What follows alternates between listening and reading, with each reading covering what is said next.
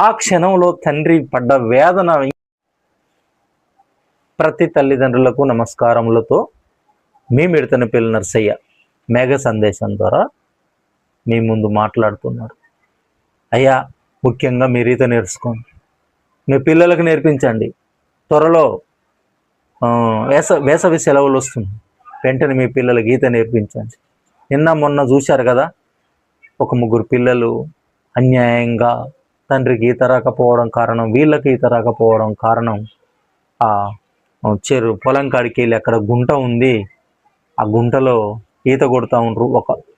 ఒక గుంటలాగా మట్టి తీసినటువంటి ప్రాంతం కాబట్టి అందులో నీళ్లు లేని కాడ ఈత కొట్టారు. అలా అలా ముందుకెళ్ళిపోయి ఆ లోతుకెళ్ళేసరికి అక్కడ ఆర్తనాదాలు, కాపాడండి నాన్న, కాపాడండి నాడో. ఓ, ఆ క్షణంలో తండ్రి పడ్డ వేదన ఇంకెవ్వరు పడకూడదు కనుక వెంటనే మీరు ఈత నేర్చుకోండి.